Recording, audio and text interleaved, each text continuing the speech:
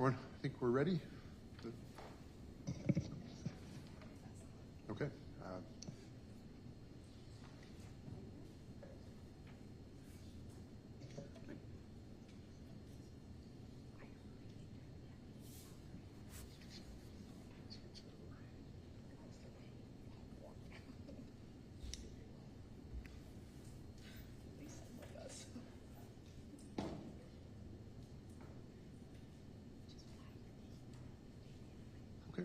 All right, Madam Clerk. State of Wisconsin versus Ronald Schroeder, 21 CF 3608. Appearances. Kathy Torbenson and Shelley Grosso here for the state. Good morning, Your Honor. Assistant State Prosecutor Charlie Lynn, Kathy Pace, and Kate Fulton Hance versus Schroeder. All right, good morning, everyone. We're back on the record in this jury trial, and we'll be continuing with the state's case. Anything before we get started, Mr. Torbenson? No. And Mr. Glenn? Or Ms. Pakes? Oh, okay. All right, let's bring in the jury, please.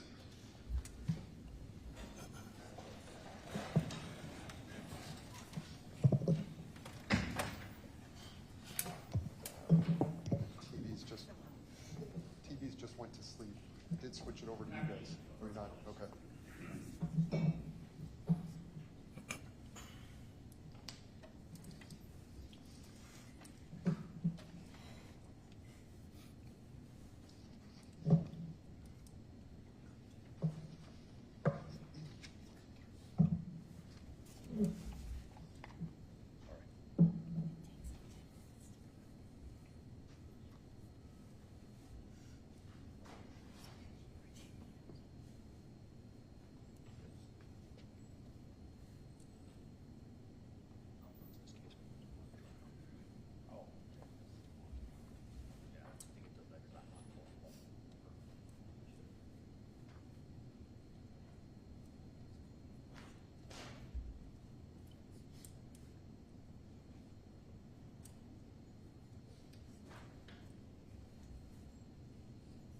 All rise for the jury.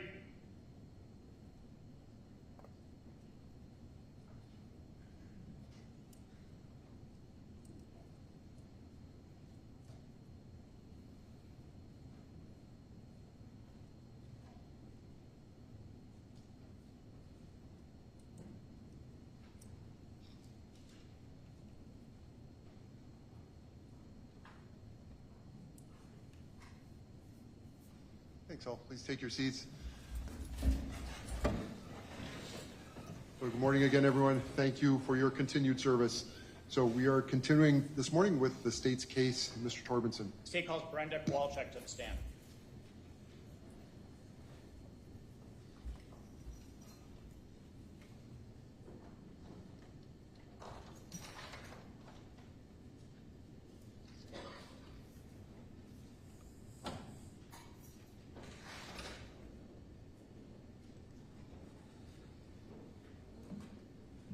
Do you solemnly swear that the testimony you're about to give is the truth, the whole truth, and nothing but the truth? I do. Help you God. I do.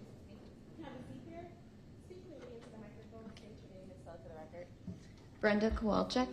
Brenda Kowalczyk. All right, thank you, ma'am. We're going to start with Mr. Torbenson. Good morning. Morning.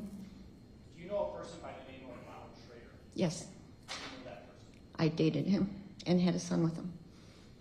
You dated him and Had a son with him. had a son with him. Mm-hmm. You established in the courtroom today. Yeah. Stipulate to that identification.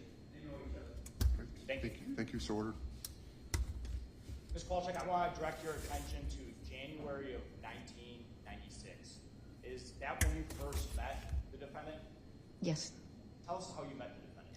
I worked for a company called Wow Distributing, and I was one of their promotional models, and he would show up at the modeling shows.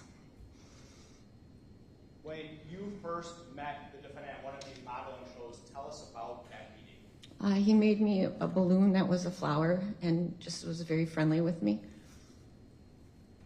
Did you perceive him to be hitting on you? Yes. Did it appear as though he wanted to date you? Yes. Did you initially accept his advances in January of 1996? Not the first time.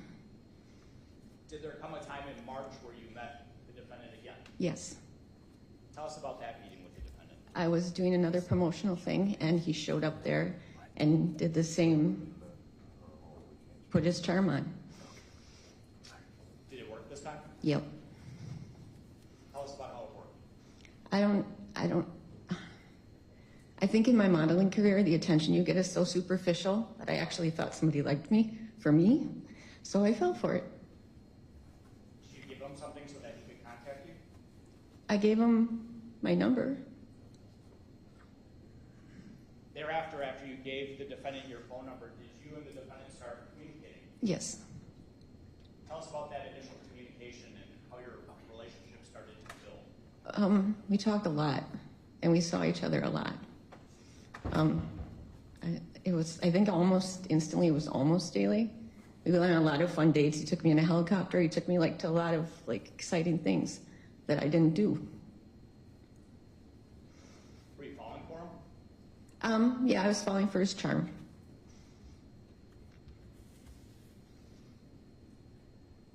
Were there any warning signs at that point? Not in the beginning. I didn't, now that I'm old, I know that someone shouldn't be that obsessed with you, but when I was young, I didn't realize it. I thought that he actually liked me. You believe that the attention you were getting was because he really liked you? Yeah, yeah. Tell us about the attention he was giving you. It was constant phone calls. It was constantly coming by my house. It was, I want to see you every day. I want to be with you. It was just all the time. At some point, did the defendant give you something so that you could maintain contact with him? Yeah, he gave me a pager. Tell us about when you got a pager from the defendant. He gave me a pager, and he paged me probably about every hour, on the hour, and he'd want me to call him. And when he didn't think that the pager was working right, I got 2 pagers, so that if the first one didn't go through, I'd have a second one, so I never missed his paging. Was there ever any frustration expressed to you from the defendant if you didn't immediately respond to one of his pages? Yeah, he would get mad. That's why I got the second pager. A second pager? I had two, yeah. So you had one pager, and then if you didn't respond to that pager, you actually had a second pager from the defendant? That's a yes? Yes. Why was it necessary? Tell us why you got the second pager from the defendant. Because I didn't always answer the first pager. I worked as a hairstylist, and I worked as a Miller girl, so I was busy, and I didn't always respond, and he thought maybe the pager wasn't working right, so I got a second one. You said one of your jobs was working as a Miller girl? That was while distributing, yeah. Okay. Tell us about working as a Miller girl. What did that involve? Back in the day, we used to wear little Miller dresses and go around and promote Miller beer. So we'd go to different bars for an hour or two and talk to people and get them to drink Miller. Is this one of the ways that you met Ron? Yeah, that's how I met him. After you started seeing Ron, did your working as a Miller girl become a point of contention between you and the defendant? He had me quit. He told me that if I wanted a relationship with him, people don't do that. You don't go out there, he called it seeking attention, but it wasn't. It was good money for doing a little bit of work. He didn't want you doing it. Not at all. He didn't want me talking to people like that. And when I did do it, when I was dating him and I did it when we first met, he'd actually show up at the places. He'd drive me there or he'd show up while I was doing it. Did there come a time where he would not only drive you there, but also pick you up? Yes. Was that every time you would work one of these jobs where you finished it? Once we started dating, yes. You would make sure that he was the person that dropped you off? Yes. The person that picked you up? Yes. You said at some point you left that job. Tell us again why you left that job. Because Ron told me that I shouldn't work that job if I wanted to be in a relationship with him. You had the 2 pagers from the defendant. At some point, did you also get another way for the defendant to maintain contact? I got a cell phone. Who gave you a cell phone? Ron did. What was the expectation with that cell phone? That if he was calling me, I was answering it. Was there ever a time that you didn't answer it in enough time? I was pretty good at it. I mean, again, back when I was young, I thought that's what, if you're in a relationship with somebody, that's what they do. I didn't know. Give the jury an idea of when you had the 2 pagers, how many times approximately on a day would the defendant contact you on those pagers? It was- Expecting you to reach out. It was hourly. It was hourly, which sometimes was hard because if I'm doing somebody's hair, I can't call you back. I can't communicate with you. But it was hourly that I would get a page from him. And it was always to know what I was doing. So he had to know what you were doing. Did he also have to know where you were? Yes, What about with the cell phone? Was it the same? it was the same. You had to talk to him at least hourly? He would call me hourly. If I didn't pick up, I'd have to call him as soon as I could. And what information would he want when you had to call him? Where are you? What are you doing? Just things like that.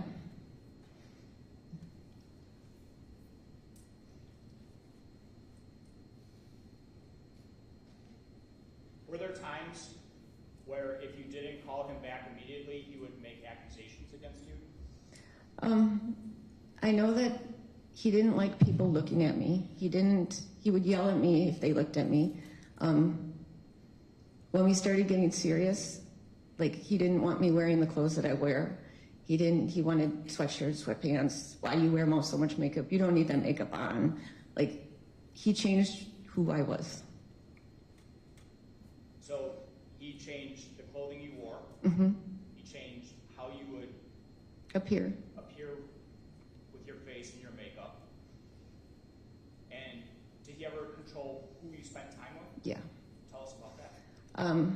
Well, it was weird because if I would do something like with my mom and my stepdad, Ron would show up. Or he'd be calling on the phone to find out where we were. I had one really close friend that he hated, and he would be rude to her, so she didn't want to come around anymore. And all I had was Ron. My sister and Ron didn't get along. My father didn't want anything to do with it because he saw his tendencies and didn't want to be involved in it. Did the defendant ever tell you things about your family? He didn't really talk about my family too much because, honestly, I was pretty easy to control in the beginning. You were pretty easy to control? Mm-hmm. Did he isolate you from your family? Very much so. Your friends? Very much so. If the phone rang and he was with me and it was my family, he would pick it up and talk on it. Or he would put it on speakerphone so he could hear what we're talking about. Tell us about having to put the phone on speakerphone when the defendant was around. It was- Why did you do that? If I picked it up, he'd like put it on speaker. Like, okay. Like, I didn't understand why, but I would do it. But I wasn't allowed to talk to anybody without him being there. He was monitoring who you talked to? Mm-hmm. Yes. Monitoring what was said in those conversations? Yes.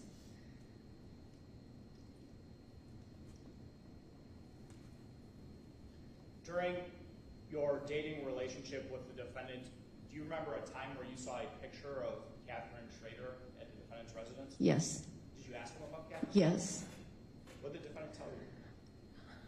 I don't remember that time. He told me once that she died of SIDS. And then he told me that it was mean for me to even ask that question, that why should I be asking about that? And then as we started dating down the line and Hunter was coming, he told me that it was one of 3 people and the state didn't know who. So it wasn't really nice to talk about.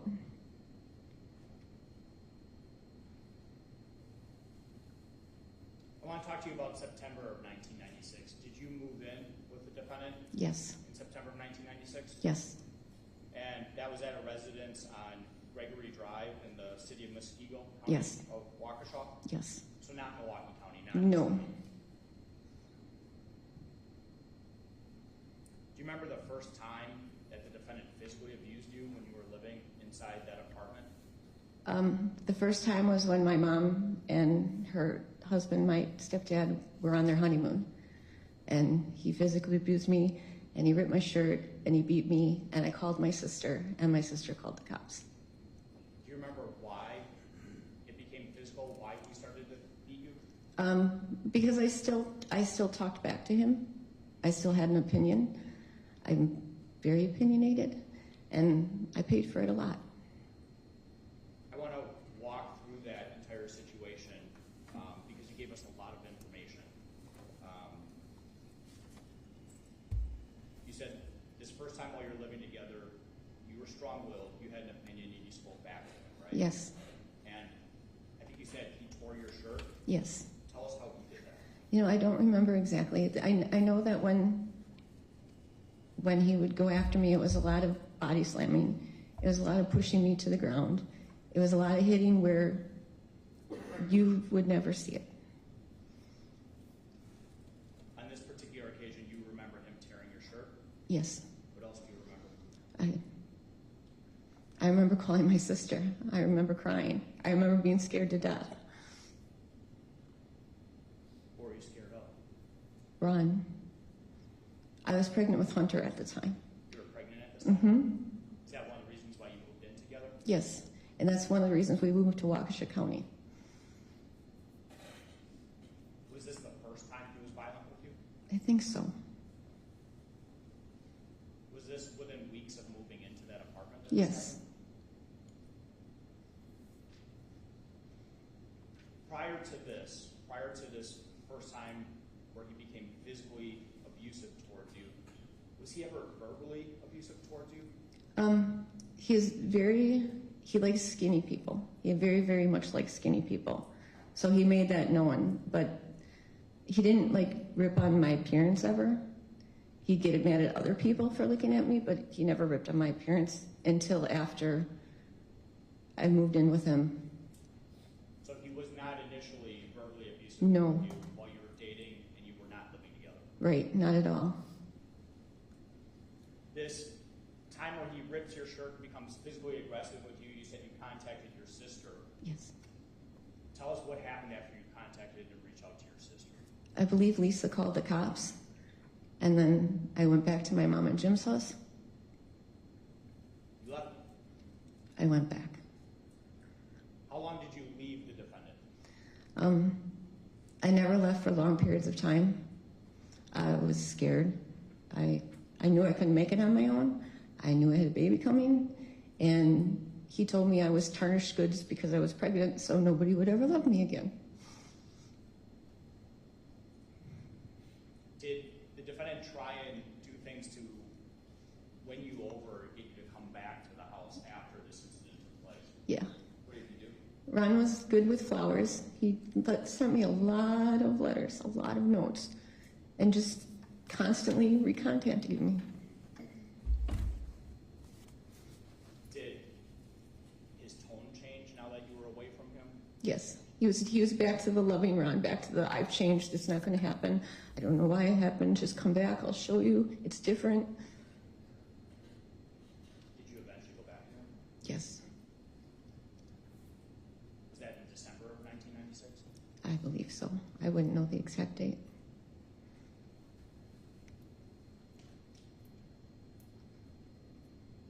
When you moved back in with the defendant, did the physical or verbal abuse begin? There was a physical abuse. How did that start?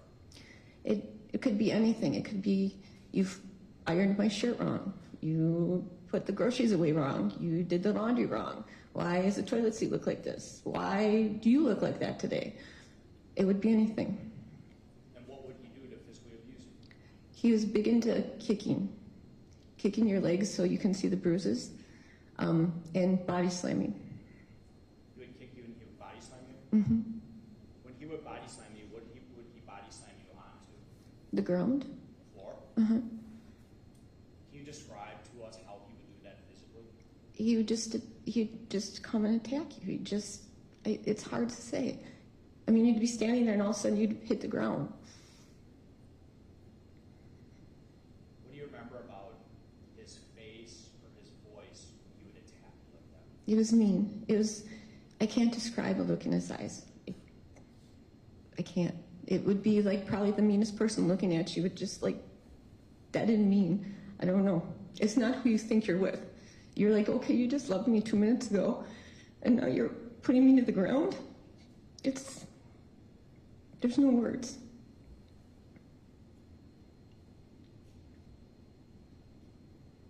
You said he wasn't verbally abusive with you before you lived with him. At some point, did he become verbally abusive towards you? Yeah. Tell us about that. After Hunter, I probably heard I was fat daily. He would pinch my boobs so hard they'd bruise because women don't have boobs if they're skinny. And it was a constant daily thing. I want to talk about Hunter. April 3rd of 1996. Is that a good day? It's wonderful. Tell us why it was a wonderful day. Because Hunter was born. Tell us what you remember about Hunter being born. It was fast. I remember I was by my mom's house and he wasn't moving, so we got worried because he was still in my belly. And we went to the hospital and they're like, "You're fine, you can go home." And then all of a sudden the nurse went, "Oh my God, the head's crowning." And there was Hunter. And he was a joy. He was a happy baby. He was a healthy baby. He was just amazing. But I remember that Ron didn't want me to tell them that he was a father. And he asked me at one time to tell people that Ralph, his brother, was the father of Hunter. And I wouldn't do that. And that's when he said that we have to live in Waukesha County. But Hunter's amazing. I want to talk to you about what the defendant told you about him not being the father. He told you that when Hunter was being born at the hospital, right? He told me right before we went. And how did you take that information? What did you believe you had to do based on what he told you? I told him I wasn't going to do that. I wasn't going to say Ralph was the father. And he's like, "You don't understand. There's a case out there, and 3 of us are guilty, and we could lose Hunter. You could lose Hunter." I still wasn't going to do it. So he didn't want you to bring up his history or that he was the father of Catherine when you were going to the hospital to give birth to Hunter. Right.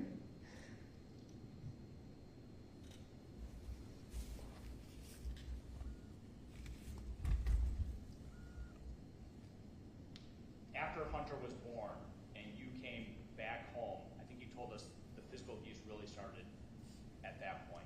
Yes. Did how the defendant treated you with regards to expectations in the home also change? He had high expectations. I didn't work anymore. I wasn't allowed to go back to work. So I was a stay-at-home. I didn't have a job. I depended on him fully. It was like, I don't know, the facing of the cans and the counters, the organizing of the towels, that's real. And that's what I lived. The ironing of his shirts, like everything had to be just perfect. And if not, you paid for it. The facing of the cans, so the cans had to look a certain way within the pantry? Mm-hmm. What happened if they didn't look the right way? You get hit. You get hit. You get yelled at, you get hit. What about the ironing of the defendant's shirts? That was hard because you had to have the perfect line, and if you didn't do it right, most of the time you'd get kicked because you're standing there, so you'd get kicked in the leg. Let the record reflect that Ms. Kowalczyk was showing the sleeve of the arm. You needed a perfect crease in that sleeve, Uh-huh. and if the crease wasn't perfect according to the defendant, you would get kicked Mm-hmm. or hit. Yes.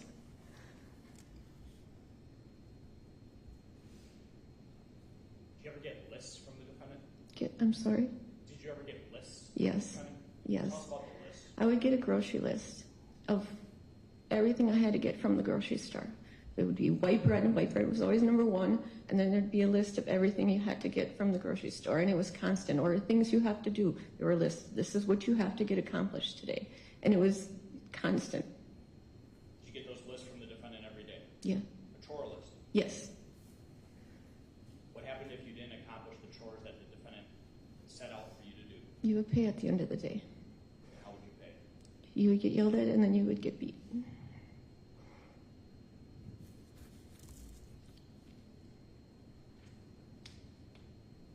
You told us about the pinching of your body. Did he call you names?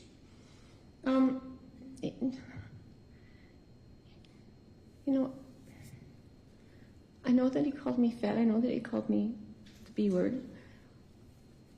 You can say the B word. It's okay. I'm not going to try. Bitch. He would call you bitch. Yeah.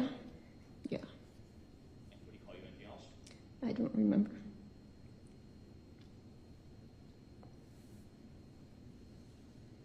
When Hunter came home and Hunter would cry, what would the defendant's reaction be to Hunter's crying? He'd get mad. He'd call him a sissy little baby. Why wasn't he just a girl? Listen to him cry like a baby girl. He'd get very mad. Did he call him other names? I don't even remember everything he'd call him. He didn't like it. I know he didn't like it. Did you call him my little girl? That's what the little girl, our little daughter, sissy little thing, he should have been born a girl. You ever call him a fag boy? Yes. And that would be when Hunter would cry? Yes. Did the defendant ever do anything to try and quiet Hunter when Hunter would cry? The only time I remember, and I only remember it because it was such a bad memory, is we lived on Kilps at this time. I don't want to talk about that yet. Oh, that's the only time I remember. Otherwise, he'd just get mad. Okay. We're going to get there. Okay.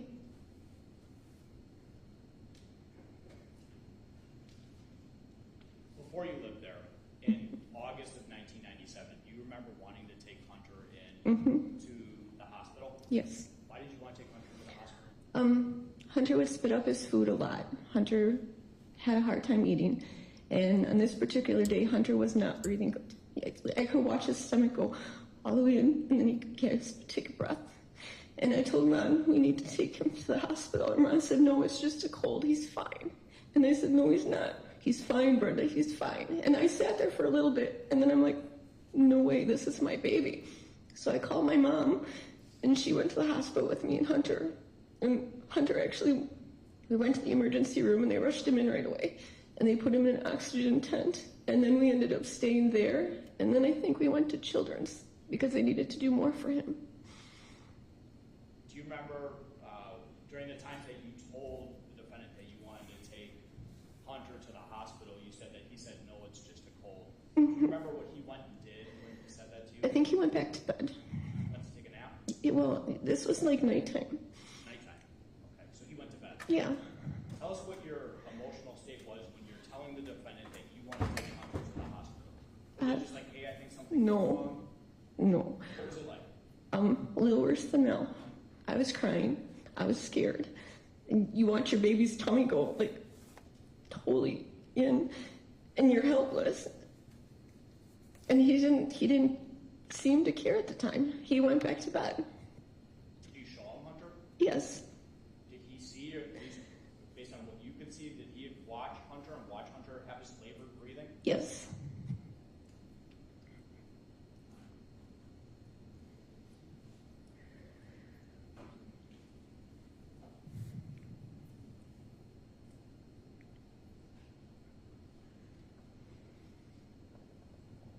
Before you took Hunter to the hospital on that day in August of 97, did you tell the defendant, I'm taking Hunter in? I did tell him. And did he tell you anything with regards to what you should say to the doctors regarding his past? Don't mention Hunt. Don't mention his name. Don't mention anything. Did he say why you shouldn't? No.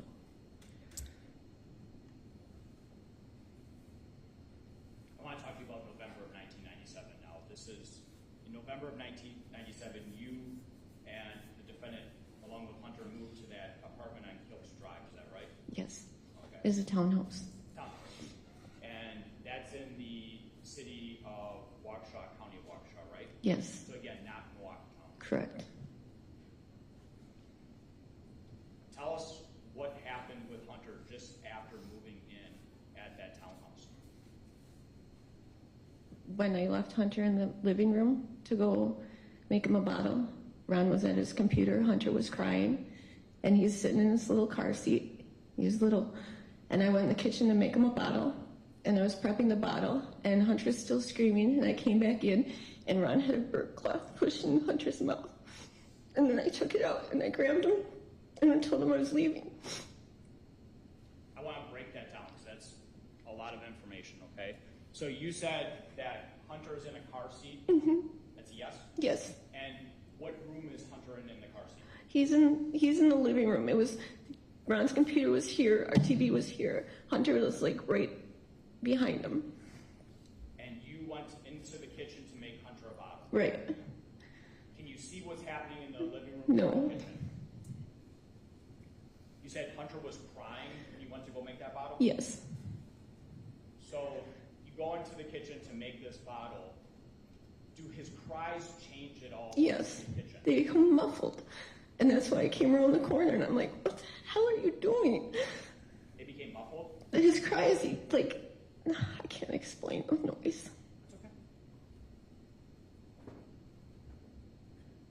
So his cries were a normal baby cry when you were going to make the bottle? Yes, And then the sound changed? yes. How would you describe the change of that crying sound? You could tell something was blocking his cry. And I didn't even finish the bottle. I came around the corner. I'm like, what the hell are you doing? Like, it's a baby. You said that when you left, Ron was sitting at a computer chair at the computer? Yes, Hunter was behind him. Hunter was behind him. Where was the defendant when you came back into the room? By Hunter. Was he standing, sitting? No, Hunter was on the floor on his car seat. And he was down on the floor by him. Ron was down on the floor next to Hunter. Yes. And while the defendant is on the floor next to Hunter, you said you come in and you see what in Hunter's mouth? Ron with his hand with a burp cloth in Hunter's mouth. He had the burp cloth and it was inside Hunter's mouth? Yes. What did you do? I pulled it out and yelled at him. What did you see when you pulled it out? Blood on the burp cloth. How far was that burp cloth down Hunter's mouth? I honestly don't. Fingers. I don't. You yelled at the defendant? Yes. What did you do next? I grabbed Hunter. What did you do with Hunter? I had him in my arms and I told Ron I was leaving. Did you take Hunter in for medical help? Not at that time. Did you leave the defendant at that point? I might have left, but I know I went back. You went back again? Yes. Did you ever tell any medical professionals about that, what happened with Hunter? Not until after I was strong enough to leave him for good. You told us about a medical situation with Hunter where he was having difficulty breathing in August of 1997, right? Yes. Was there ever a time in those other times where he had difficulty breathing or may have been vomiting where he spit up blood or you saw blood like you did in November? No. No. Tell us about the amount of blood that you saw in that rag. Probably I don't know, a quarter size. I don't know. It's more blood than just a scratch. That's Enough to make you very concerned. very concerned.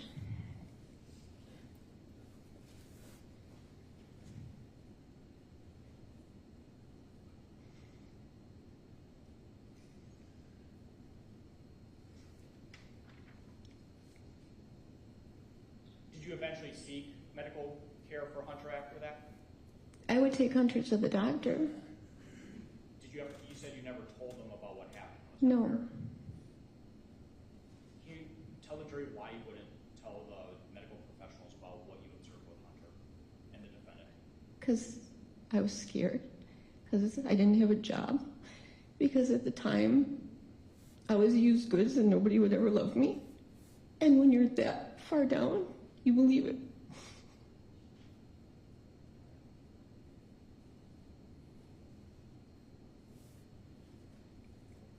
Did your weight drop during this time frame? Yes. Tell us about that. I was bones. I was probably maybe 90 pounds, maybe. And I was trying to get rid of my boobs because you don't have boobs when you're skinny. And in my brain, as dumb as it sounds, I actually believed it. Why were you trying to get so skinny?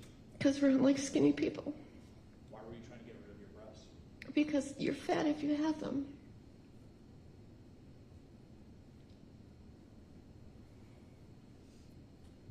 Did you have to do something even when you went to the bathroom when you were living with the defendant? My bathroom door was always open. I didn't have any privacy. I mean, it was to the point that when he would go to work, Hunter and I would sit in the hot car and wait for him because he didn't want me going anywhere. So when you're at home, even when you have to use the bathroom, the door had to be open? Yes. So that he could watch and monitor you? Yes.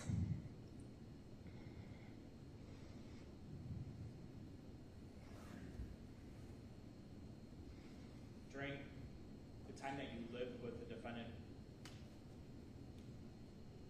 were there ways where he would be physically abusive towards your face?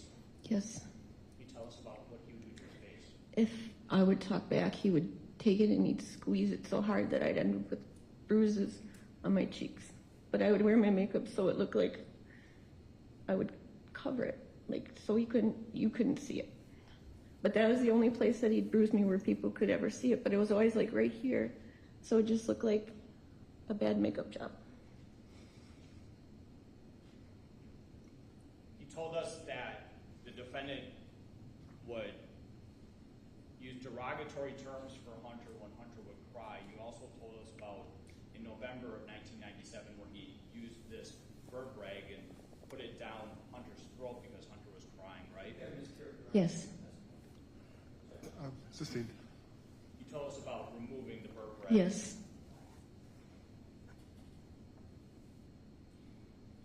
What did you have to do when the defendant was home with Hunter and you were home?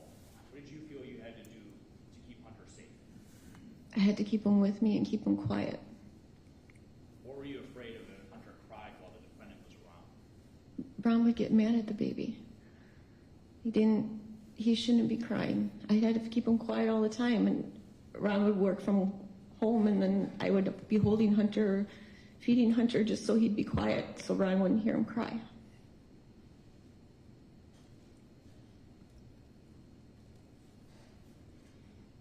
I want to talk to you about an incident that happened in March 10th of 1998.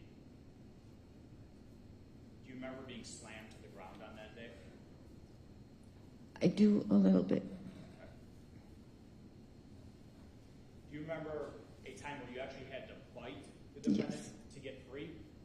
Yes, I do. Tell us about that time. I remember that he slammed me to the ground and he was beating me and I couldn't get up. So I went and I believe I bit him in the side of the body as hard as I could. And then I thought I was going to get in trouble because I think I scarred it there because I bit so hard. And then I thought I was going to get in trouble. So he slams you to the ground, Yes. and you said he starts beating you. Can you describe to the jury how he's beating you while he's on top of you? Ron liked to either kick your legs or big one for the head because you have hair so you can't see anything. So he was up here and I moved so that I could get him. And Why'd you bite him? because I wanted to get away, I was scared. What were you scared of? I was going to die. When you bit him, what did he do in response to that? He did get off of me.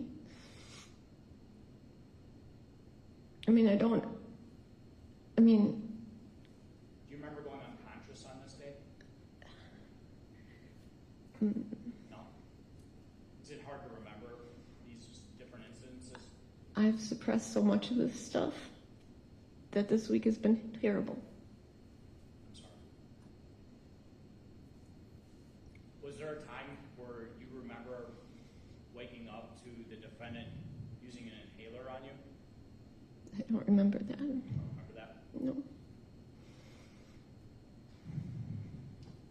You don't remember telling law enforcement during that incident in March of '98 that he kicked you and you the back and went unconscious? That was like 30 years ago.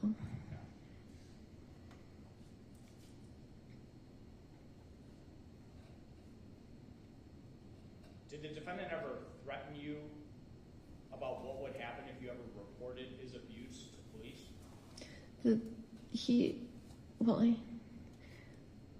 See, that's a tough one because he threatened me a lot.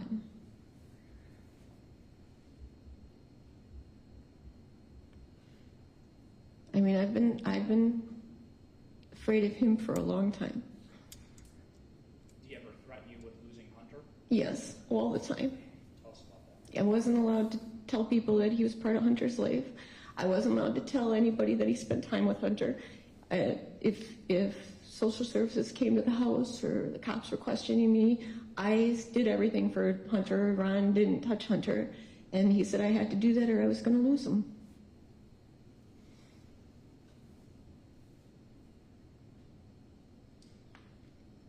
I want to talk to you about the end of March 1998. Do you recall being visited by a social worker during the end of March 1998? I know that they showed up a few times, so Do you remember remember a social worker coming and visiting you and telling you about the defendant's history?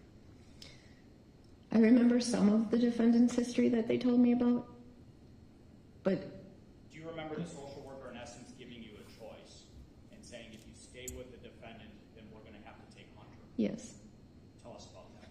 They told me that if I stayed with Ron, that Hunter would be taken away from me and given to somebody else, and I would only have visitation rights. What did you do based on that information? I left. You left the defendant. Yes, Where did you go? to my mom's house.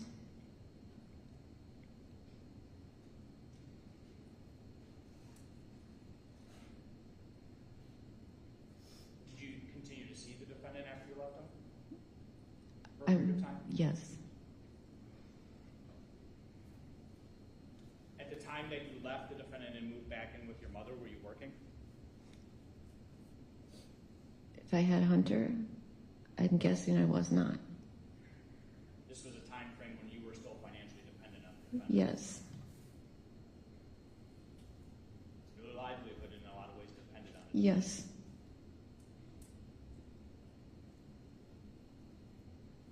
Did you enter into a program to seek a job? Yes. Tell us about that program you entered. I wanted to be strong. I wanted to make a difference because of everything I went through. So I went to school to become a paralegal because I thought I was going to make a difference. Did you like it? Loved it.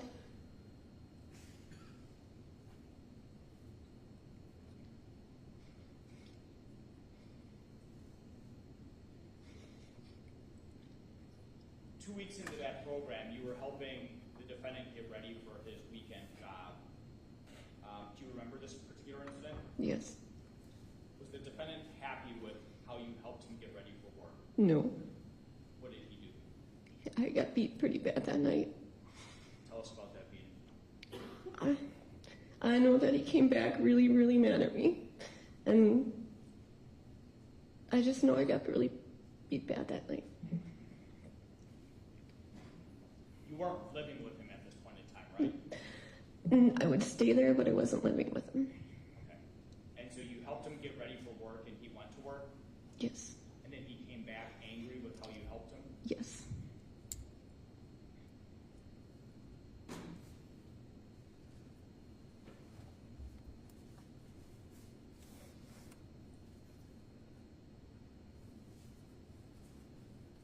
Do you remember telling him after that that your relationship with him was over? Honestly, I told him that a few times. Do you remember what his response to you was? No, I don't. I'm sorry. Do you remember him telling you that no one would love you or that little sissy boy I've been told that a lot. by the defendant? Yes.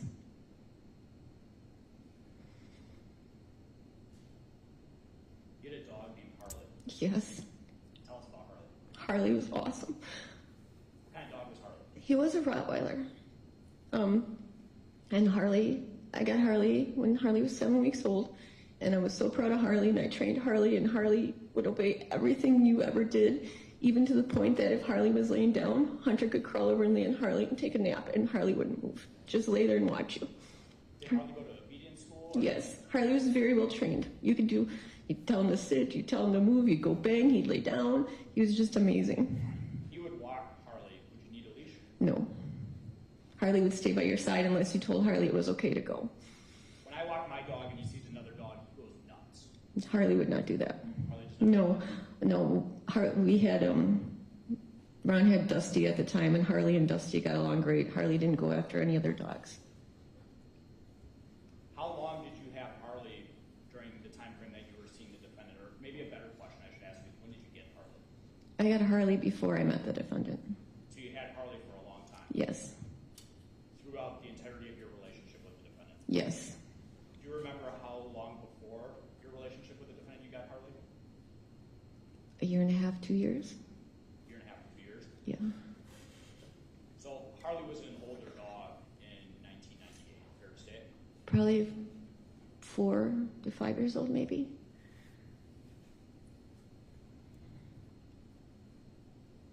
I want to talk to you about November of 1998. Do you remember the defendant repeatedly begging you to come Yes.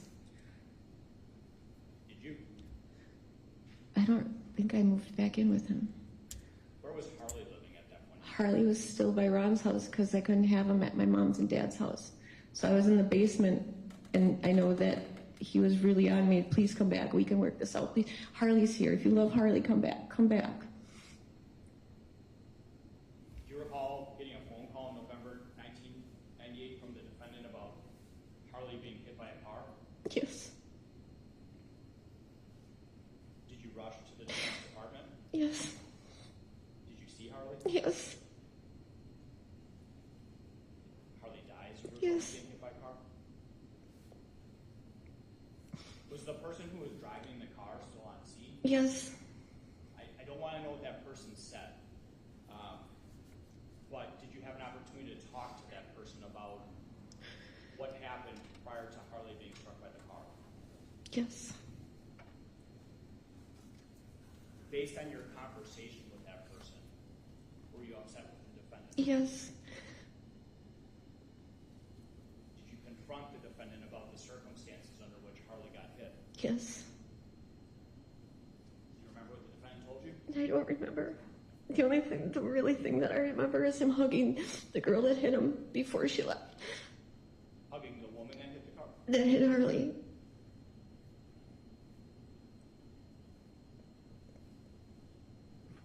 Do you remember the defendant telling you that if the dog had a nice A good mom, yeah.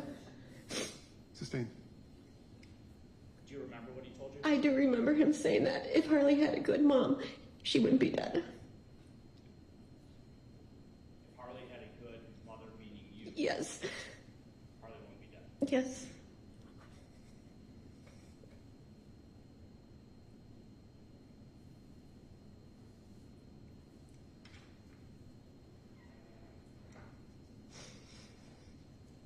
When you were working on getting your paralegal job, did you eventually get a paralegal job? Yes.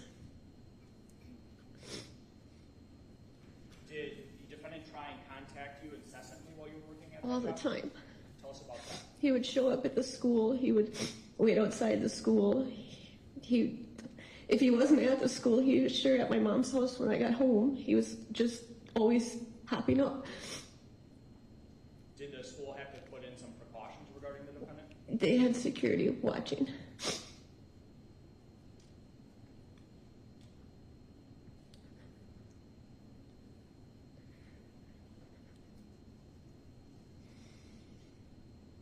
Do you remember getting a waitressing job in December of 1998? Yes. Where was that job? At Hooters. At Hooters? Hmm. What did the defendant do to you when you got that job? He was mad at me. He still showed up there. He had a few words to say about me working there. What would he call you because you worked there? I know they weren't good names. You don't think they were good names? No, I know it was like glorified hoe or you're a slut or it was all bad stuff. Did the staff at that restaurant ever have to do anything because of his conduct? Yes. Tell us about what the staff at the restaurant had to do. They had to actually kick him out of the restaurant because he would show up and he wouldn't go away. Do you remember something happening in your car on one of those occasions? Yes. Tell the jury about that. It was the night that I was closing, so it was late. They closed at like 10 or 10:30. And he came in and he had words with me and then he left and then he came back in and I think one of my managers noticed, so they told him to leave. And then we finished closing the restaurant and I walked outside and I parked off to the side because I never knew what Ron was going to do. And my car was keyed so bad that I went back inside and we called the cops.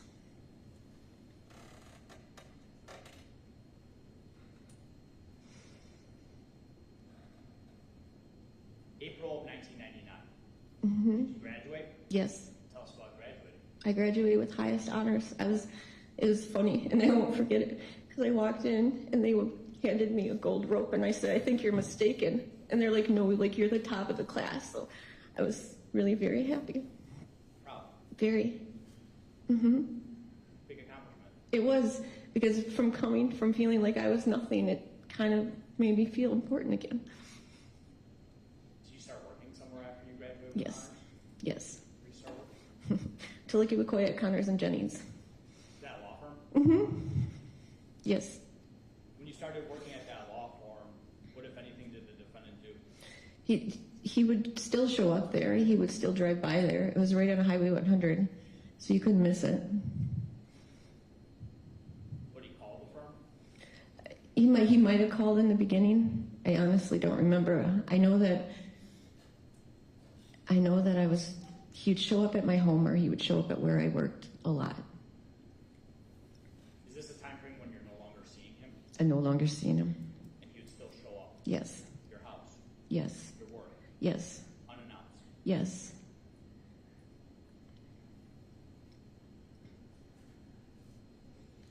Did you start seeing someone else in 1999? Yes. Did the defendant have a response to that? I don't remember if he said anything. The person that you started seeing in 1999, did that person have snowmobiles? Yes. Yes. Two specific types? Yes. Did that person also have a place up north? Yes. Do you recall ever getting a phone call from the defendant about either the snowmobiles or the place up north? I honestly do not. Don't remember? No. Okay. Brenda, I've asked you a lot of questions this morning. I have just one or two more questions. Is there anything that I've forgotten to ask you that you think is important to the jury to know? Objection, Your Honor. Sustained.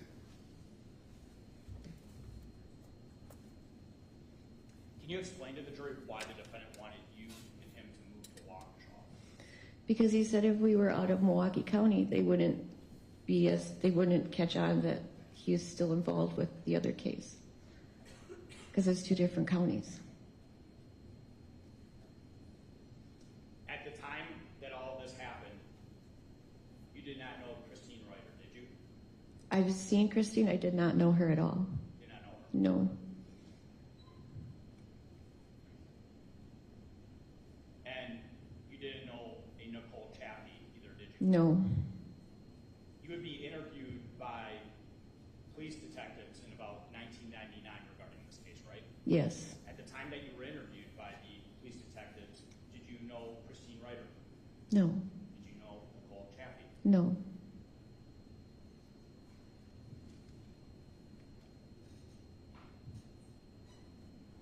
When you were living with the defendant and involved in a relationship with the defendant, did he ever see his other child with Christine Reuter that you're aware of? He had supervised visits. Overruled. He had supervised visits with her. At that time? Yeah. Yes.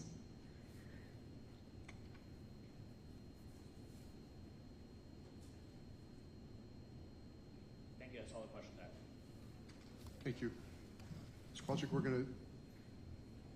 do we need a break? Everyone, it has been a little over about an hour on the record. Are you okay to continue, Ms. Kowalczyk? Okay. I'm Mr. fine. Glenn? Okay, we'll continue. Mr. Glenn? Well, Ms. Kowalczyk, I am truly sorry you had to endure all of those things. It's a horrendous life, and I'm sorry for that. But I need to ask you some questions, because as you know, as a paralegal, this is a court of law, and we have what we do, right? Yes. That career of yours flourished as a paralegal, didn't it? Yes. And you went on to work for Waukesha County. Yes. You know the clerk of courts out there, the judges, the Yes. officers that work the courts. Yes. It became a nice part of your life, wasn't it? Yes. Congratulations on that. And previous to that, you mentioned that you worked for, I think, Wicowiak, Connors, Jennings. Yes. As you know, Wicowiak's now a judge here in this Yes. building, right? Yes. Scott Connors, I think, still practices. I don't Yes. know. Okay. Patrick Jennings still practices Does he? too. All good guys. I Yes. know them well. So you got that was a nice start to your career. It's wonderful. Yeah. Everything that you testified to about today, you have either shared with law enforcement or attorneys in a custody dispute. You have shared that with them before, correct? I believe so. There's nothing new here today about this terrible way you were treated by Ron? There's more, but I haven't shared it. Okay. But everything you shared today, right? Yes, Okay. And you shared that actually, you're aware that there was an extensive investigation in 1998, 99, and you participated in that, correct? yes, And you made yourself available and you cooperated. yes. Okay. And then there was a dispute, a custody dispute over who would have placement or joint or custody with Hunter, right? It was a dispute, but it was to get supervised placement for Ron. Sure. That's what it was. Okay. So it was a court action. Yes, Okay. And you then you had already shared your medical records with investigator Ben Dole, correct? I believe so. And then you went back and got those medical records to utilize for yourself, to advocate for yourself in the custody issue. Well, I never read the medical records. My attorney probably did. Okay. But you got them, right? They got them, yes. And some of the questions I'm going to ask you sound kind of silly like this one, but it's important. You don't know anything about what happened on July 22nd.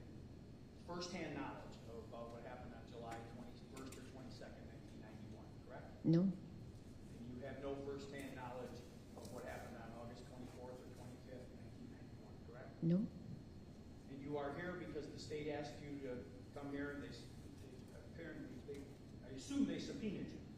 yes, And you're here to tell your version of this horrendous relationship that you had with Ron, correct? yes, And then that one incident with Hunter, right? The incident with the... that's the incident they asked about, yes, And that was a fleck of blood, a little smaller than a quarter, that was on his birth cloth. yes. Were there any lesions, scratches, bruises? Hunter was scared to death of Ron, if you want to know. Ron would try to pick him up, Hunter would scream. My stepdad could hold Ron, my mom could hold Ron, or Hunter, but if Ron came towards Hunter, Hunter would scream. Thanks for sharing that. But I'll get there. So there was the day in question about the birth cloth. There was no scratches, bruises, anything? Not that day, There was none? no, Okay. And if there was, you would have certainly reported that to the yes, school. Back in 97, 98, 99, 2004, yes, correct? yes, And throughout all of the questions that Mr. Torbenson asked you, and you met with Mr. Torbenson and members of his office on multiple occasions, correct? not multiple occasions, no. Just once? Briefly, yes, Okay. Well, I just got some medical records this weekend. Could you provide those? no. You didn't give those? I gave them to Christine years and years ago. I haven't seen any of that stuff in years.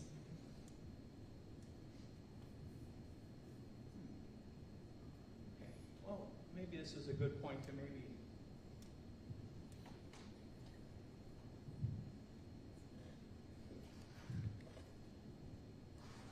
I'm going to show you what's been marked as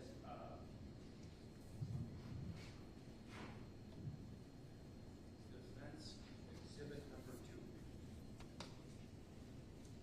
Recognize that at all? Do I recognize it? No, it's old. You go in a few pages, maybe you might start to recognize that. I think that's the cover sheet from the district attorney's office.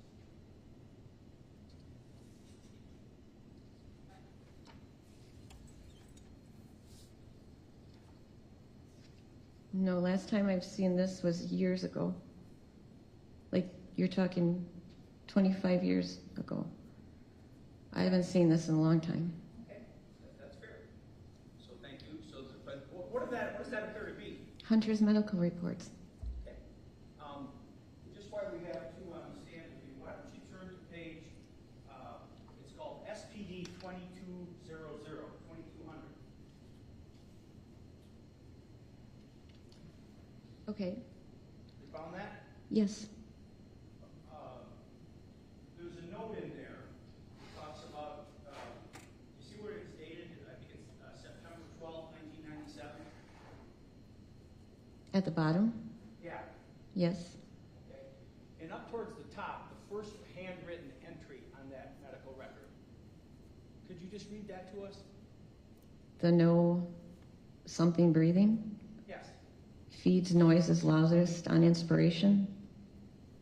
Has cough that produces clear sputum. Sometimes blood flecks. And does that appear to be information that you shared with the doctors or nurses or whoever took those notes? I would assume so because they wrote it down. But again, this is 27 years ago. Understood. Completely respect it. And I'm going to next show you, I would move Defensive Exhibit 2 into the record. The objection. Exhibit defense number 2 is received and marked. Right, next show you what's been marked as Defense Exhibit number 3. Could you just take a peek at that and see if you're familiar with what that is? I don't remember this at all, but it looks like more Hunter's medical records.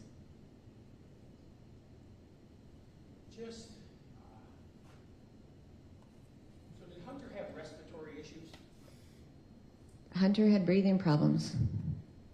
And that required you and Ron to take him to the pediatrician or the emergency room on multiple occasions between his birth, April 3rd, 1997, and when you split up. I took Hunter most of the time. If I went to the hospital, it was by myself. He didn't want to go. He didn't want to be part of it. And when I took Hunter to the doctor, it was by myself.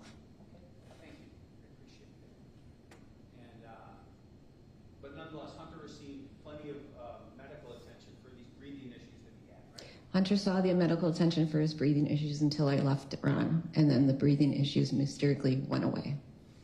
Or he grew out of it, right? They just went away. It was weird. Understood. So you are not here to testify about anything from 1991, correct? Just about the actions between you and Ron, and then that one incident involving the fleck of blood on the birth cloth, correct? That was one incident. There was another incident that I remember as clear as day, and Ron didn't hurt the baby, but we were outside my grandma's house on 112th and Greenfield, and Hunter was crying in the back seat, and he was having breathing issues again, and I asked to take Hunter to the doctor, and Ron looked at me straight in the face and said, "Babies die every day, Brenda. You shouldn't worry about it." And I will never forget that. Thank you for sharing that. Ron didn't hit the child. Ron didn't have a chance to hit the child because I was there, and I would have taken it. But he didn't, correct? No, because I was there. There's no allegation. No. You know how this works, right? And I protected that child with my life. thank you. I'm sure he appreciates it. Prior to the birth of Hunter, you and Ron participated in birthing classes? I don't remember that. Is that I don't remember that. That would be a good thing, right? I would think so, but I honestly don't remember that. And was Ron there for the birth? He was there for the birth of Hunter, yes. And did Ron do things that fathers do for the child? I don't remember what Ron did. I know that the room wasn't decorated because I know he didn't want to draw attention to us. I know my grandma did say he looked happy that he got a boy. And then you testified on direct examination about Ron told you that you wanted to move to Waukesha County and that he wasn't involved. So he told you that, right? So he'd be out of Milwaukee County. Okay. And you knew why, right? I didn't. I know that 3 people were being investigated for the death of Katie. That's what I knew. And this is 6 years after the death of Katie, right? When you're When, having these conversations yes, with Ron. yes. Okay. And by that time, do you know that Ron is divorced from Christy, correct? Of course. And that Alexandra was taken from them through no new allegation of abuse, just because of the unresolved death of Katie. Correct. So Ron's cautionary advice to you was, don't tell them I'm involved because you might lose Hunter. It was rather nice of him to tell you that, right? Thoughtful. Okay. But that's why he did it, right? I don't know why he did it. He didn't share a lot of that with me. I didn't know why he did it. But you know all of that now, right? Now I do. Yes. 27 years later. Sure. And you heard yesterday the testimony of all that happened. But if I would have known the facts back then, I probably would have had Hunter and left right away because I would have never given up Hunter. But that's what he shared with you, and that's why he shared it, correct? Right. Okay.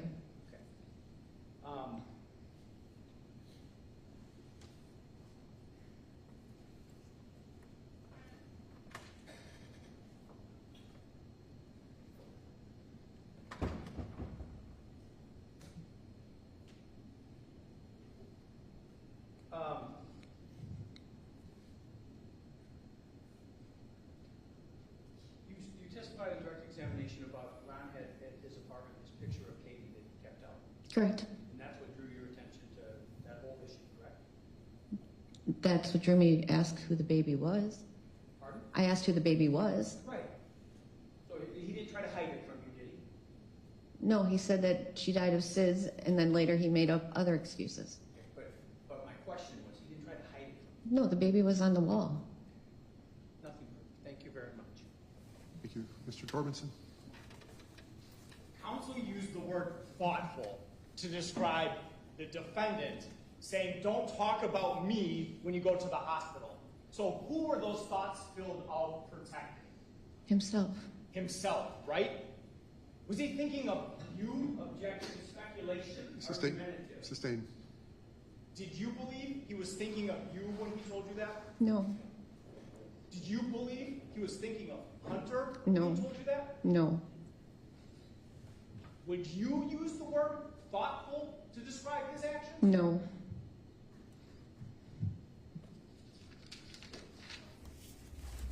What word would you use to describe that?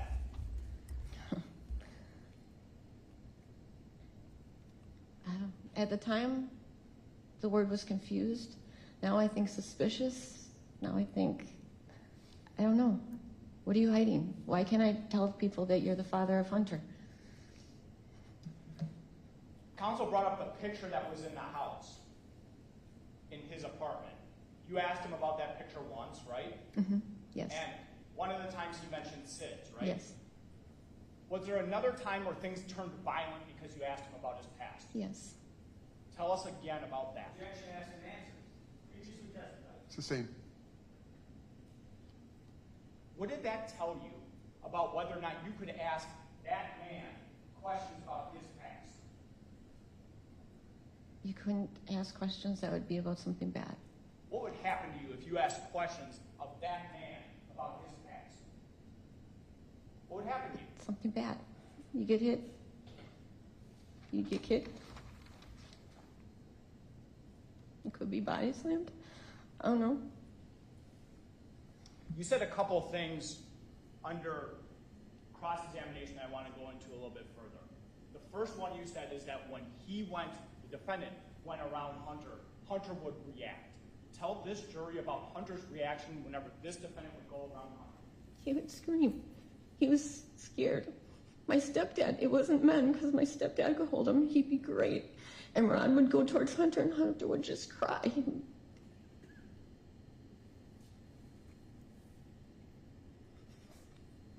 You said something about the respiratory issues magically, your word was magically, went away. Tell this jury about that. It was crazy. He was so sick when I was with Ron. Like, he was in and out of the hospital. And then when I finally got strong enough to leave him, Hunter wasn't sick anymore. He didn't have breathing problems. He didn't spit up. And we were spit up on all the time. He didn't do it anymore. And it wasn't like I was with Ron when he was a baby and I left him when Hunter was 5. He was still a little kid that was spitting up. And there was no more trips to the emergency room. There was no more sitting there looking at him in an oxygen tent, not knowing what I'm supposed to do. He was like magically gone. Now any further questions? Thank you. Mr. Glenn? Thank you. Thank you, Ms. Kowalczyk. You can step down. Exhibits, there are a couple of defense exhibits up here, Mr. Glenn. Any objection? Okay. Defense Exhibit 3 is received and marked. I think this is a good time to take a break. It's about 10:25, 10:22. All right, let's take a break for about 10 minutes or so, everyone. Please leave your notebooks here. We'll be back on the record shortly. All rise for the jury.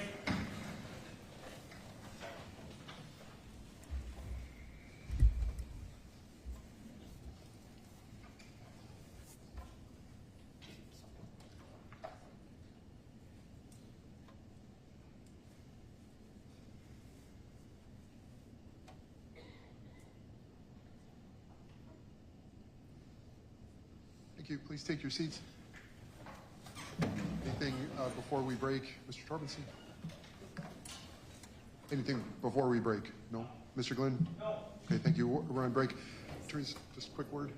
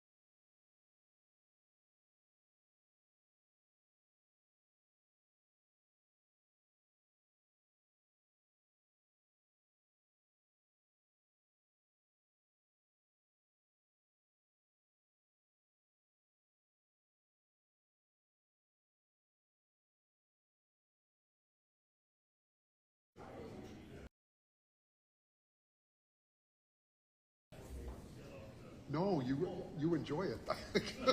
I can tell you really enjoy that. So you do your thing. It's like, yeah. No, wakes everyone up. Yeah. Oh, your witness? Oh, sure, Paris. Paris, could you buzz the door for Shelley? Thanks. Well, the reality is,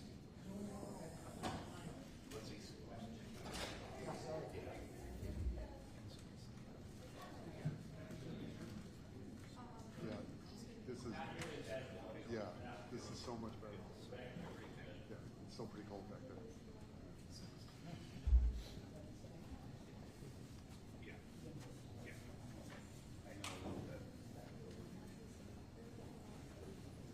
Paris, again, oh, yeah, okay. Fine, never mind.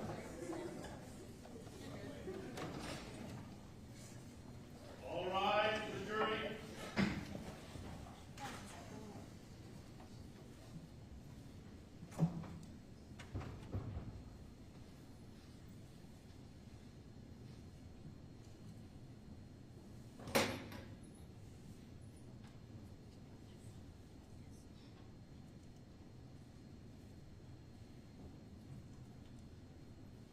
Right, please take your seats.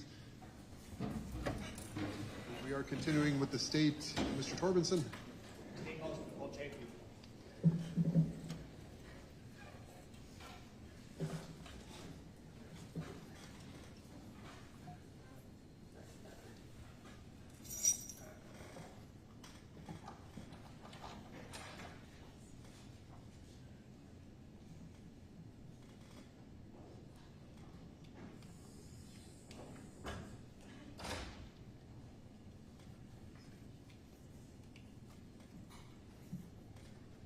Do you solemnly swear that the testimony you're about to give is the truth, the whole truth, and nothing but the truth, so help you God? I do. Thank you. You can have a seat there. Speak clearly into the microphone. State your name and spell it for the record. My name is Nicole Chaffy, Nicolchaffee. Thank you. We're going to start with Mr. Torbenson. Morning, Ms. Chaffy. Morning. Do you know a person by the name of Ronald Schroeder? Yes, I do. How do you know him? He is my ex-husband. Do you see him in the courtroom today? Yes, I do. Thank you. So noted. Can you tell us how you first met the defendant? I was working for a printing company as a receptionist, and he was a sales rep for the staffing company that we used. When was this time frame wise? I believe 1998. When did you start dating the defendant? In 1999. 1999? Yes. At some point did the two of you move in together? Yes. When was that? I believe 2001. 2001? Yes. Tell me about what it was like when you were in a dating relationship with the defendant. It was exciting. I got a lot of attention. He was very affectionate. Wanted to spend time with me. He was very charming. Did you spend an increasing amount of time with the defendant? Yes, I believe so. Did the defendant ever do anything like give you a pager or a cell phone?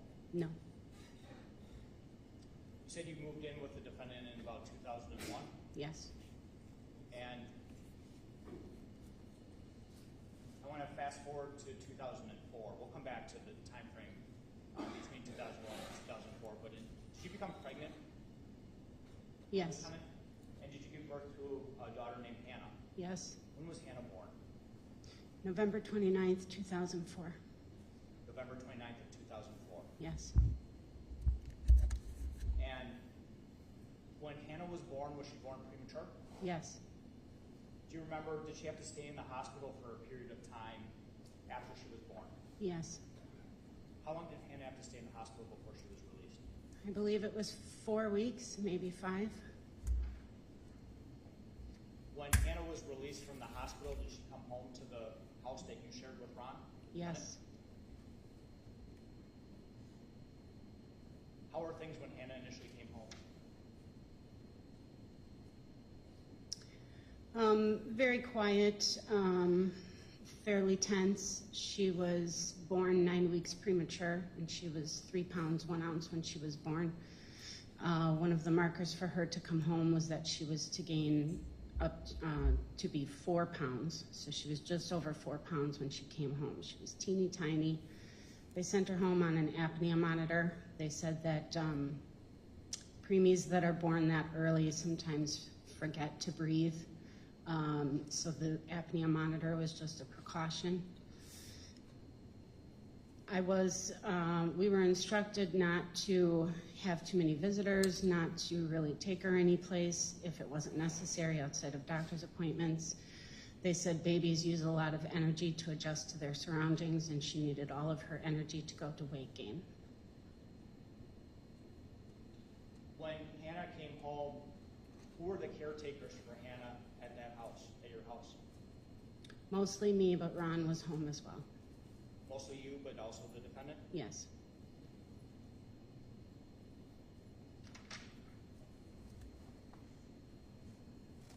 I want to talk to you about January 7th of 2005.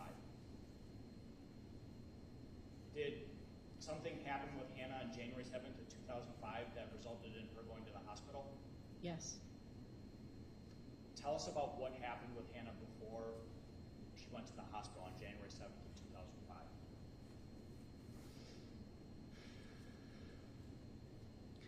I know she had eaten. I don't remember exactly who fed her. I think Ron fed her. I don't remember exactly. After her feeding, she was upstairs in her, I believe her carrier, her car seat. We kept her in that most of the time because she was so small. I was downstairs and I heard her apnea monitor go off. She was crying and I was about to go check on her and I heard her apnea monitor go off. And I was told that her monitor would go off if her heart rate increased or decreased significantly and or if she had stopped breathing for a certain period of time. I don't remember how long that was. So I ran upstairs when her monitor went off. Ron was already up there with her. He had her in the bathroom. She was crying and her monitor had gone off, and I was instructed that if it did, to call 911 and tell them that I have a premature baby at home on an apnea monitor and that it had gone off, and that is what I told them. They sent paramedics. I remember a police officer had shown up first. I stayed by the door downstairs to wait for the paramedics, and he went upstairs with Ron and Hannah, and I remember hearing her crying. I remember those two talking, and I heard things said that made me think that the officer was performing CPR on her. And then the ambulance showed up and they took her to Children's Hospital. I want to talk about you said there was a feeding given to Hannah and then she was upstairs? Yes. Where were you when Hannah was upstairs after that feeding? I believe I was in the kitchen. I feel like I was washing the dishes at the time. The residence that you were living in with the defendant at this point in time, can you describe how kind of the floor plan on the first floor and the second floor? It was a 2-story home. When you walked into the house, there was a living room, and there were stairs next to the living room that went upstairs. Between the stairs and the living room, there was a hallway that entered the kitchen on one side behind the first living room and a second living room off to the other side, kind of underneath the stairs. And the second floor? Second floor, we had 3 bedrooms and a bathroom. I know there was a bedroom on each side of the hallway, and I don't know where the second bedroom and bathroom were, probably right next to those, at the top of the stairs. When you were downstairs in the kitchen after Hannah was given this feeding and Hannah was upstairs, what room was Hannah in the upstairs? When I went upstairs, she was in the bathroom with Ron. Before that, she was probably in our bedroom in her carrier, which is where we usually kept her as she slept. Do you remember where the defendant was when you were downstairs doing the dishes? I remember when I went upstairs, he was in the bathroom with her. Before her monitor went off, I know he was upstairs. He was upstairs, in the upstairs portion of He the was residence? in the upstairs, yes. Where Hannah was? Yes. Was anyone else home during this time frame other than the defendant, Hannah, you? My older daughter, Haley, who was about 2.5 at the time. 2.5 at the time? Yes.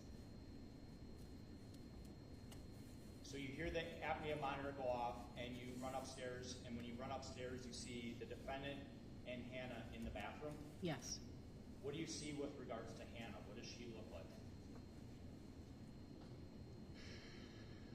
She was crying. Ron was holding her in front of him.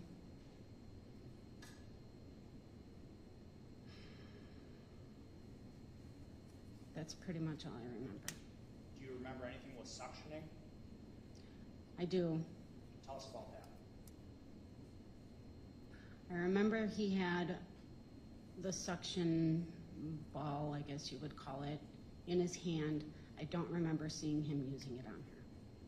Did you see any blood on Hannah? I don't specifically remember that, but I read my statement, and I know that it was in the police reports and in my statement. And after reading that again, I vaguely remember blood being mentioned, but I don't remember that.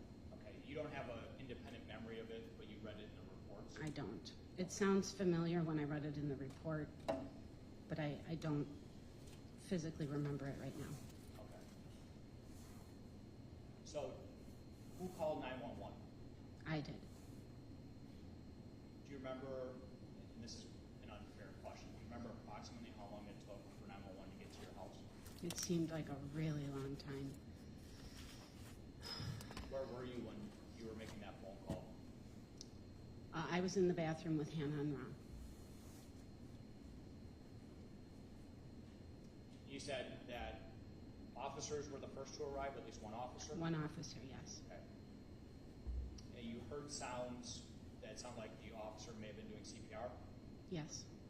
When the ambulance arrived at your residence, tell us what happened next. I don't really remember that too much. I remember they went upstairs.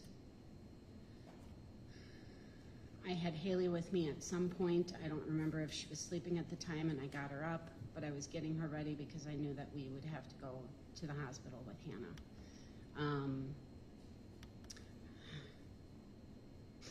I remember the paramedics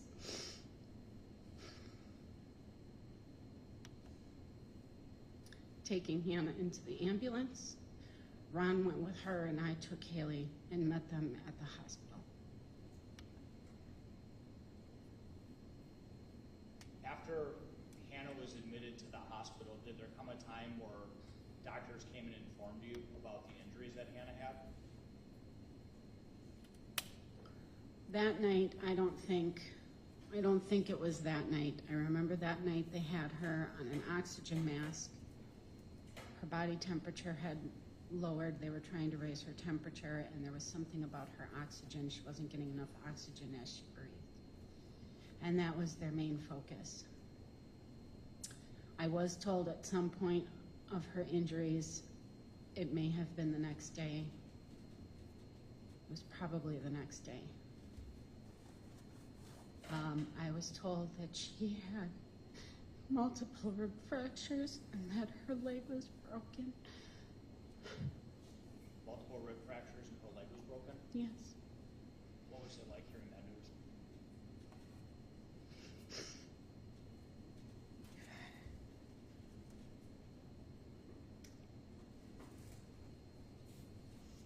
It was shocking and confusing and very scary.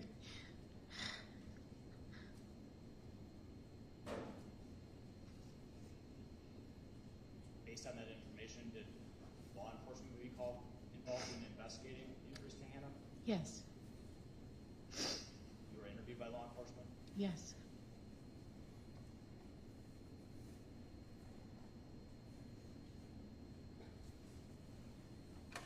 prior to that meeting that morning, did you observe Hannah's body? Probably. I had changed her quite a few times throughout the day. Since she was so tiny, her diapers were too big on her, and she would usually wet her through her clothes. At some point while she was at the hospital, were you informed of bruising to her abdomen? Yes. Do you remember seeing that bruising at the hospital? I don't remember seeing that, no. You don't remember seeing it? No. Did she have bruising on her abdomen prior to being hospitalized that morning that you recall? No.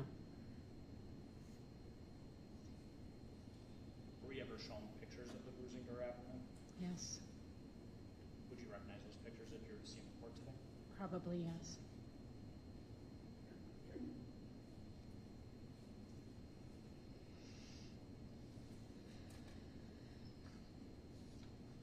I'm going to show you what's been marked as State's Exhibit 6864.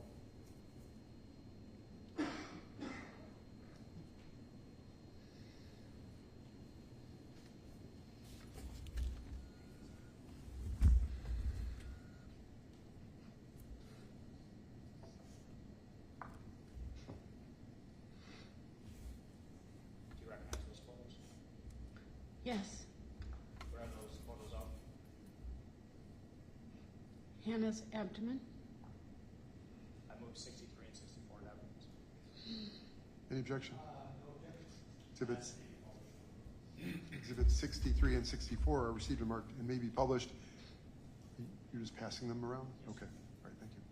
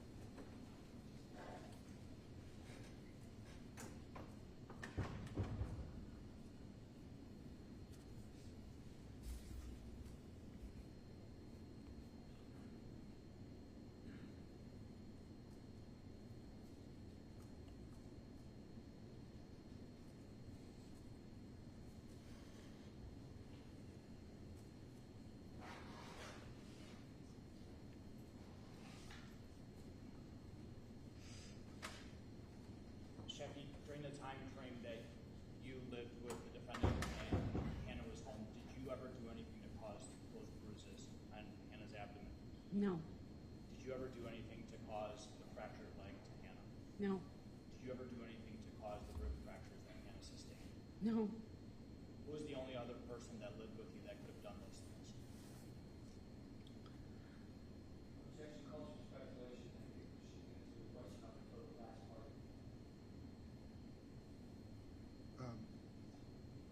And I'll just ask Mr. Torbenson then to rephrase, please. I'll rephrase it. Who was the only other adult caretaker in the home for Hannah during that time frame? Ron.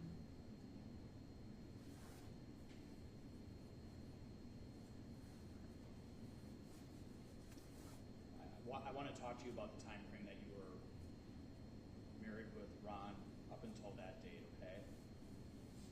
During that time frame, was there ever any domestic violence between you and the defendant? No. Was he ever verbally abusive to you?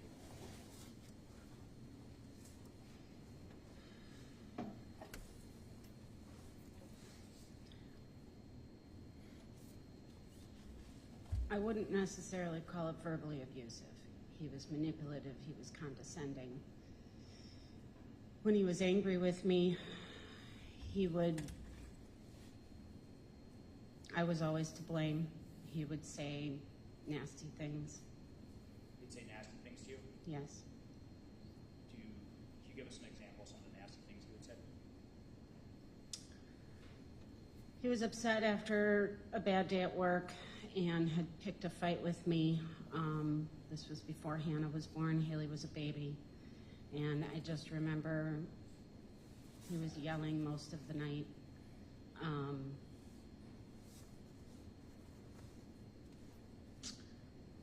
He didn't necessarily call me fat, but he made a comment as to how I could hold a pencil with my butt cheeks. Things along those lines. He would call me lazy if the house wasn't clean to his specifications. Did he have specifications or expectations for you on how the house needed to be kept? He did, yes. Were those expectations routine? Yes. You said things never progressed to the point where you had physical violence with him, is that correct? That's correct. You described his conduct and his behavior as manipulative. What do you mean by that?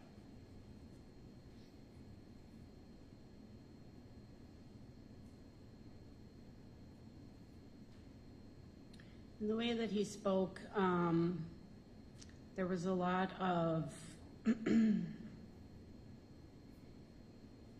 how do you think that makes me feel when you do this?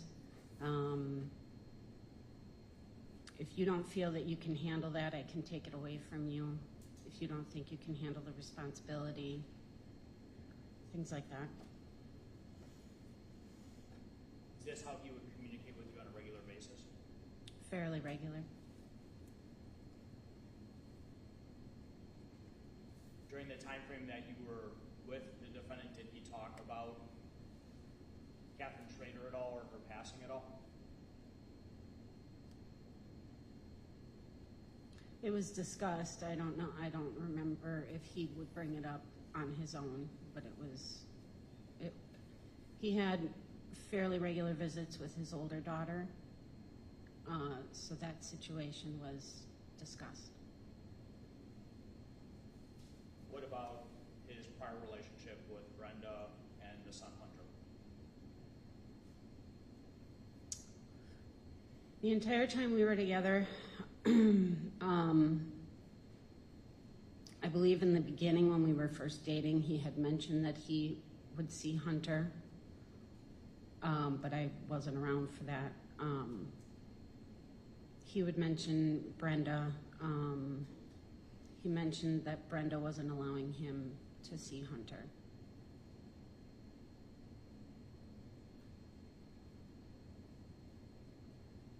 After Hannah goes to the hospital in January of 2005,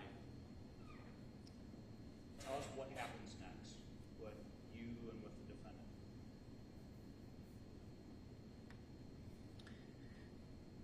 I was interviewed by the police. He was interviewed by the police. The hospital told me her injuries were most likely due to abuse, but they were also testing for a disease. I don't remember the name of it, but basically the disease caused very brittle bones that were easy to break. They took a sample of her skin to test for that, and I was told that she did not have that. You were told she did not have brittle bones. Correct. You were present for the opening statements in this case. You heard brittle bones being mentioned there in the opening statements, right? Yes, And you're telling us that was ruled out. that was ruled out.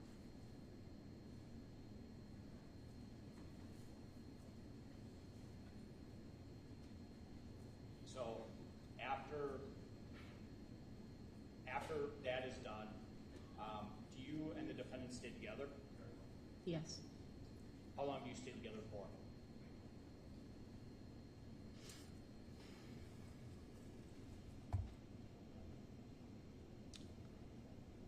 When Hannah was still in the hospital, I don't remember how long she was there. When she was still in the hospital, both of my girls were taken by CPS from my custody. They were put into my parents' custody. CPS told me that I could live with my parents as long as my parents supervised my contact with them, but I was able to live with my girls with my parents. Ron was also allowed supervised contact to be supervised by my mom. I think both of my parents, but I know for sure my mom. Did you make the decision to move in with your parents? Yes, And in making that decision, you made the decision to move out of the residence of the defendant that you shared with him? yes. Did the defendant have a reaction to that? He agreed with it. Did there come a time after you left the residence that you shared with the defendant and you were living with your parents where you saw a different side of the defendant with regards to his anger? Yes. Can you tell the jury about that?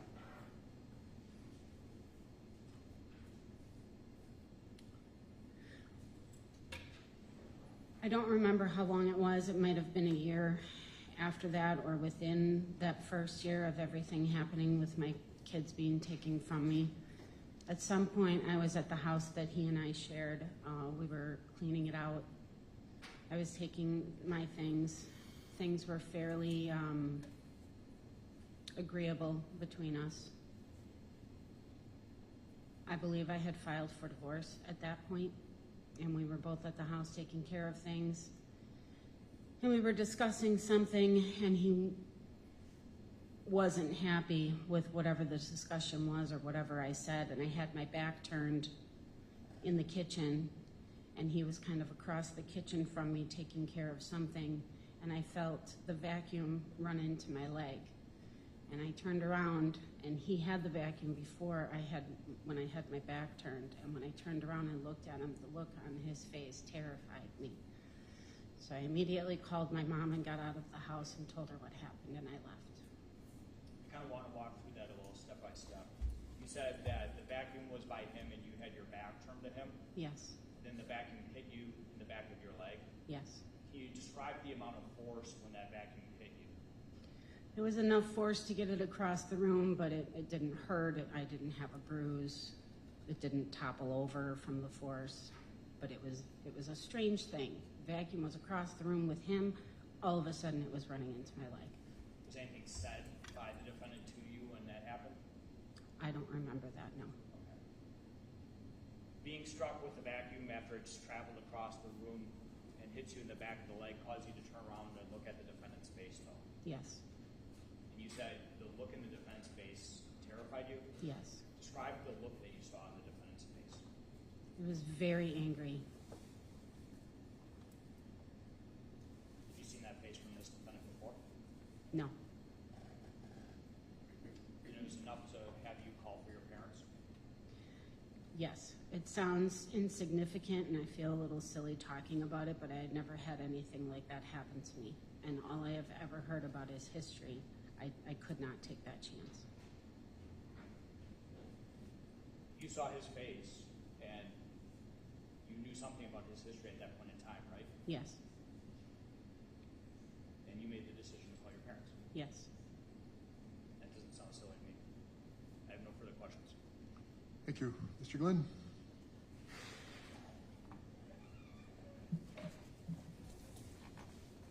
I'll start out with clearing up one matter. So Hannah was diagnosed by the doctors at Children's Hospital not having brittle bone disease, correct? I wouldn't say diagnosed. They told me they ruled it out. Okay. But she had osteopenia, right? Weaker bones because of the premature. You recall that? I don't remember that, no. So if they told you that, you just don't remember it today. Correct.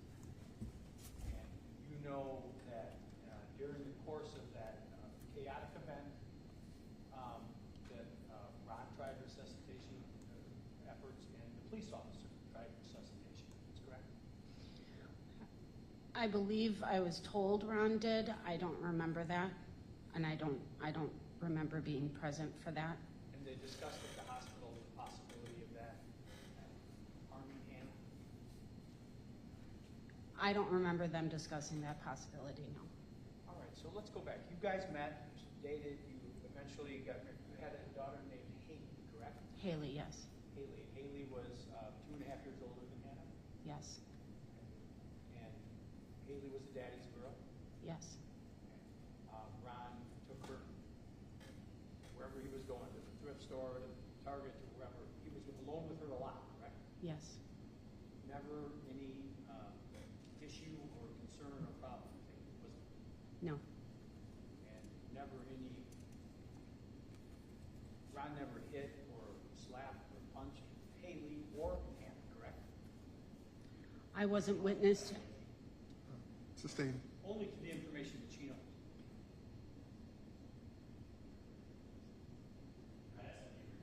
If you could rephrase, please, Mr. Glenn.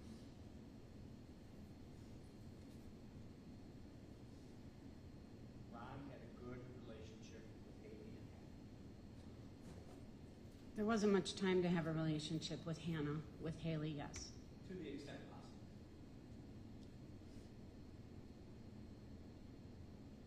I suppose. And then subsequent to, so what happened was, is this brought the attention of law enforcement and CPS, and just as you've heard previously happened, they said you either have to, he has an unresolved death in 1991, and if you are going to stay with him, kids can't leave him, right? No, that was never said to me. They just said you have to move out. No.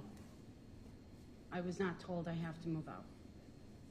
That the kids were leaving, and that if you wanted to be with them, you had to go to your parents' house. That is not what they told me, no. What did they tell you?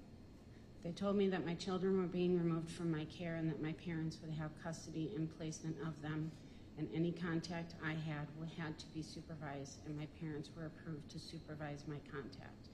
They told me I was free to live with my parents if I would like to, but I was not told that I had to. Oh, okay. Thank you for clarifying. And Ron came over to the house, your parents' house, right? He did. Visited with Haley and Hannah. They still had good, positive interaction, correct? For the most part.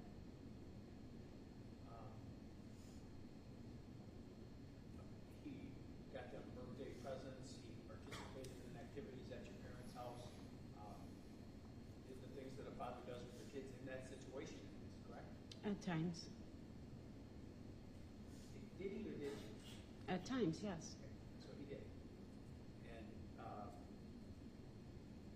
you have, I don't know if you still have, but there's lots of photos of Haley and Hannah and Ron interacting either at your parents' house or at your home you share together. Yes. And after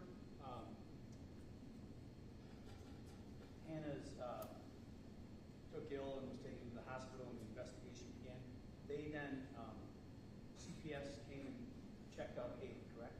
Yes. They did a full bone scan of Haley. They checked her out from head to toe, correct? Yes. And there was absolutely no problem. They said there was no history of injuries, no. Pardon me? They said there was no history of injuries. Thank you. I have nothing further. Thank you. Mr. Tormenson.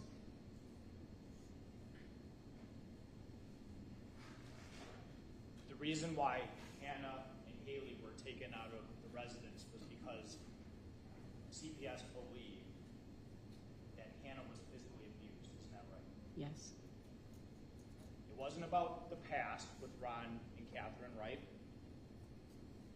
It was about what happened to Hannah. It was about what happened to Hannah. Thank you. Mr. Glenn. And what happened to Hannah took place in Waukesha County, correct? Correct. It was investigated by Waukesha County, Yes. and it was over at some point, right? Yes. No proceedings, no court proceedings, Oh, there were lots of court proceedings. but it's all done now, right? It is all done now, yes.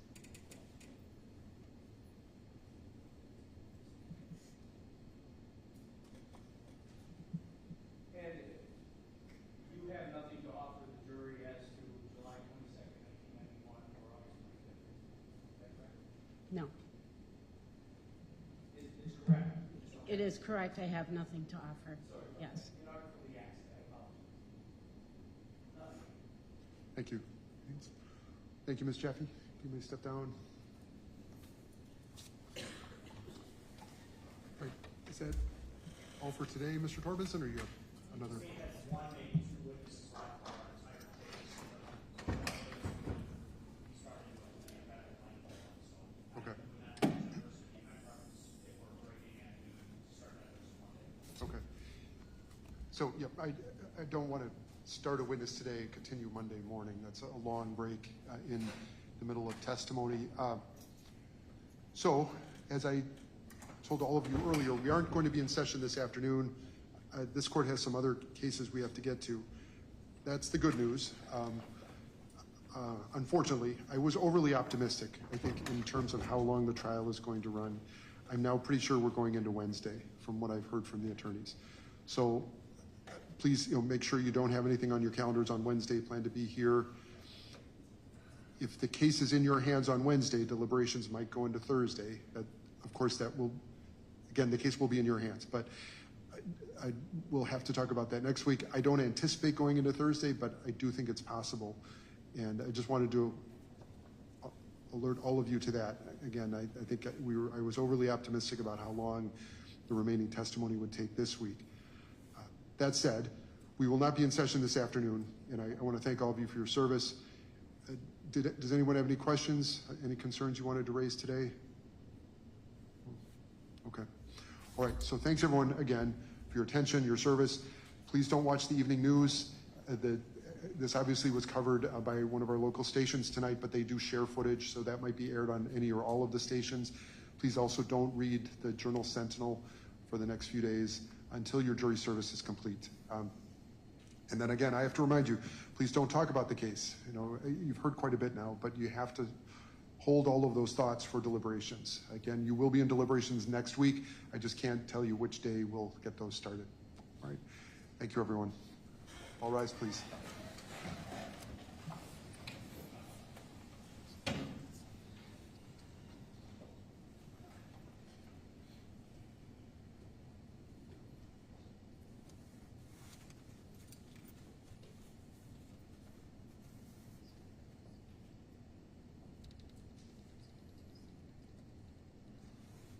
Thanks, everyone. Please take your seats. Trees left the courtroom for Monday. Any issues you wanted to wrap up today, Mr. Torbenson? Okay. And Mr. Glenn? No. Okay. All right. Thanks, everyone. We are then adjourned until Monday at 9 a.m.